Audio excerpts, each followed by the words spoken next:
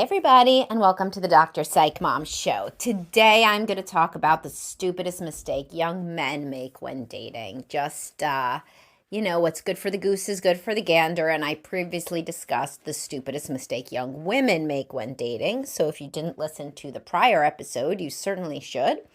Also, please do subscribe for only $8.99 a month. You get 180 plus episodes that otherwise would not be available to you. And that's hours and hours of listening. Most recent was ways to take care of your wife. Okay, so the stupidest mistake young men make when dating is obviously because of everything I talk about. I mean, this one you guys should know even before I say it. It's not understanding that a low libido woman is not going to change and not understanding the signs of a low libido woman when dating. Assuming that if you have sex a couple times a week, when you're dating, then that's going to be how it is forever. And even though that isn't really enough for you, or maybe it is, because you're so in love and you don't even have enough time, you feel you don't see each other very much, and sometimes you only see each other on the weekends or once a week and once on the weekend when you're dating. And so you have sex both those times and you think that's good. And you think that women who act any different are really from porn. It's so ironic that the guys that think they're being very mature are the ones who are being the most naive, So they'll say, oh, I know that life isn't like porn. So therefore, I don't expect her to ever initiate. I expect her to not like it as much as I do. And I expect that we're not going to do it all the time. And they think that they're being very mature. But in reality, that's not right, because a high libido woman in the honeymoon stage is going to want to be doing it all the time. She is going to be initiating. She is going to enjoy sex, right? She's going to be pursuing you for sex if she is a high libido woman in the honeymoon stage. We're not like those guys are talking about like what it's going to look like in your 40s once you have kids and her hormones start to change, but they're in their 20s. And there's no kids, and you're in the honeymoon stage. And so if the woman does not want to do it a lot then she's never going to want to do it when she's older, after the honeymoon stage. And so those guys that felt they were being very mature and understanding that, people like a man and a woman aren't going to have the same sex drives and a person can't be perfect. I did a little video on that. When you say to yourself in the honeymoon stage, in the earliest dating stage, 1.5 to 3 years is the honeymoon stage. If you're saying like, oh, nobody's perfect, and I get, you can't always get what you want in one person. If you're saying that kind of thing, it's bad, because you should be thinking, I found somebody perfect for me.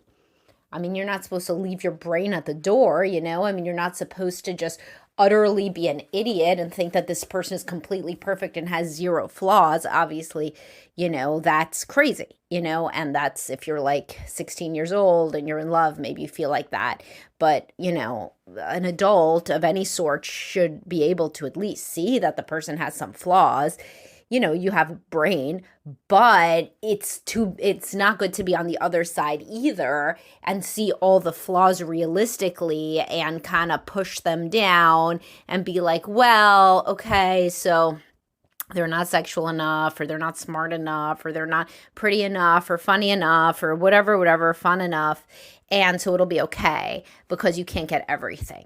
So those people that are trying to be kind of preternaturally mature, usually it just means that they grew up in an unhappy home and they were a parentified child, treated like a little adult. And so then they say these kind of,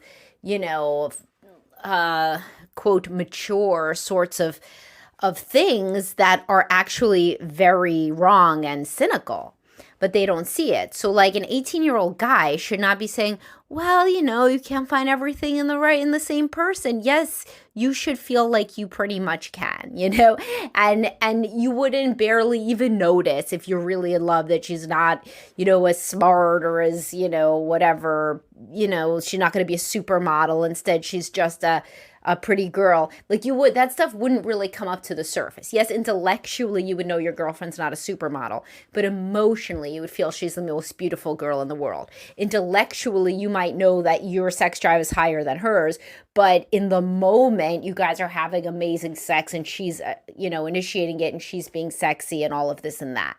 So when you know that you're actively compromising, that's something that's associated with parentified children, who were taught that these like cynical worldviews from unhappy parents. Because on the one hand, yeah, sure, teach your kid about the honeymoon stage and that in real life, you're not as obsessed with somebody 10 years in as you are in the beginning.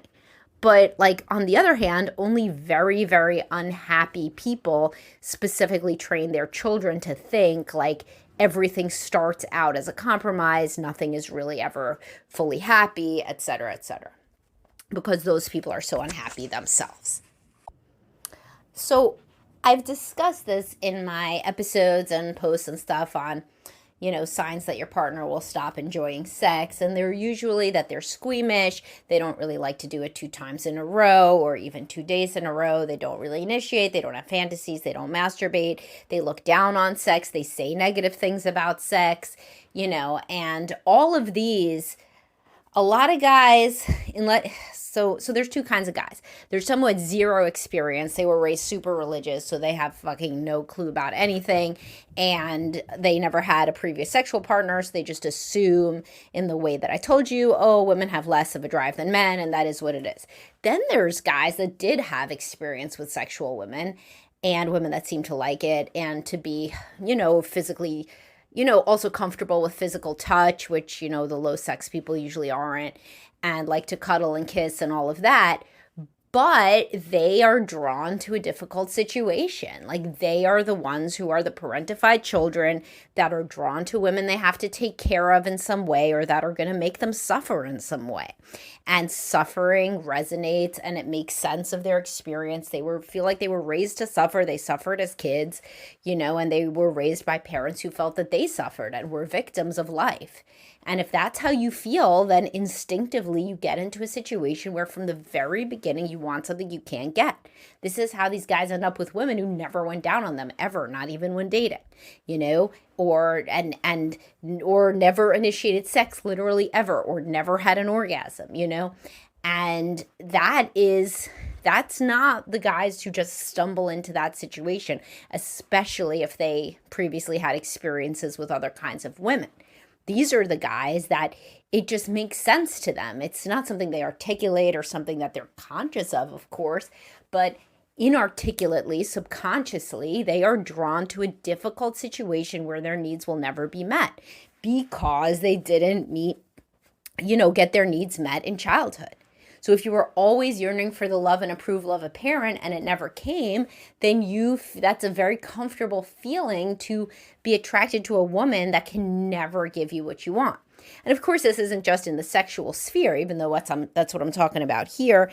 It's also emotionally. So a woman that barely says, I love you. When you say, I love you, she kind of is uncomfortable. She doesn't really initiate anything romantic. She doesn't seem to be like the other girls that you've seen or met in terms of wanting to spend time together.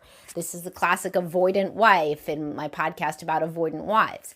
If you had a parent that you were always trying to get their approval and their love and you never fully could, not blaming them, they had their own problems, they had limited bandwidth, they were raised even worse than they raised you, I'm sure. But still, if this makes sense to you to always be trying to get something that you can never get, well, then you end up always trying to get something you can never get. I mean, that's the truth. And then it makes a lot of sense why you would end up in a situation where you're always yearning for more and banging your head against the wall. So certainly if this resonates with you and you're dating, then you should use it as a springboard to get into deep insight-oriented psychotherapy, and think deeply about, who you are and why you go for situations why do you self-sabotage, is the point. And understanding that you're drawn to difficult situations is the first step in eventually not being drawn to them. Because if you see yourself doing it, it gets rid of the magic. It's like talking about a kink, not in a way of like dirty talk about a kink, but exploring a kink, and understanding the root of it often gets rid of the kink for people. And so That's actually, there was an episode of Billions where one of the guys was into a certain kink and he talked about it with the therapist that's on that show.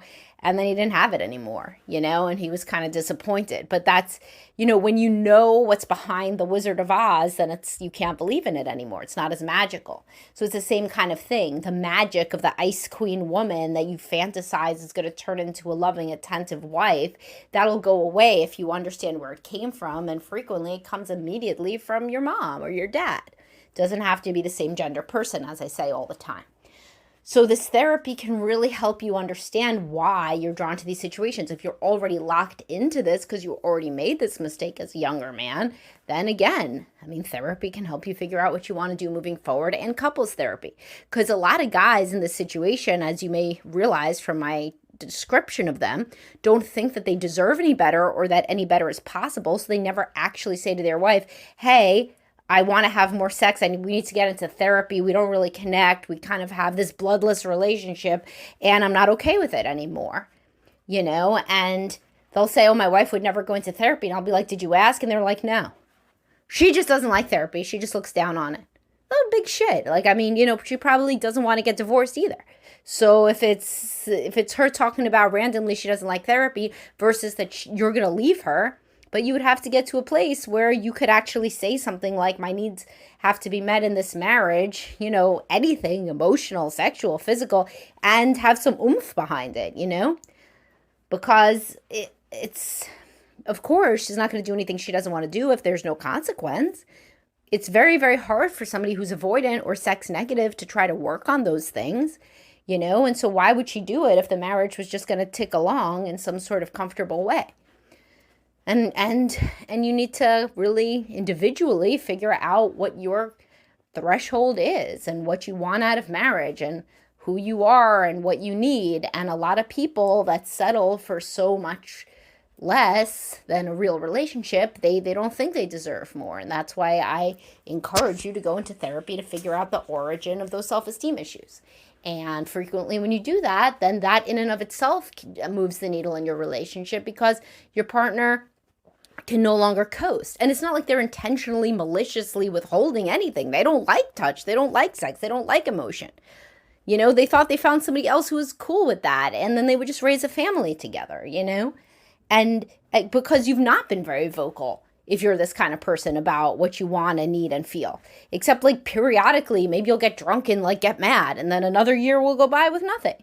And so then they just think that you're sometimes volatile, there's nobody who's like, oh, you know what I'm going to do? I'm going to trap this guy into a relationship where I'm uncomfortable for the next 20 years. But every time he tries to touch me or look at me, because what I want is a family and, his salary that's not much more than my salary, and to have all of the feelings of discomfort and awkwardness whenever we engage for 2 decades. No, what the person feels like is, I'm not a very romantic person. It seems to be okay with this person. They don't seem to be either necessarily, because otherwise they wouldn't go for me. And we're going to have a family together, and that's going to be the focus of our life. And we're going to work hard and try to build, roots in the community, be religious if applies, etc., etc. They don't have some nefarious plan, because all of your secret yearnings and wishes are kept secret, because that's what you learn to do from childhood. And couples therapy gets this stuff out in the open so you can see if you can really make the relationship work in a meaningful and authentic way for the first time. All right, I hope you guys enjoyed this, and I'll talk to you soon. Thanks for listening.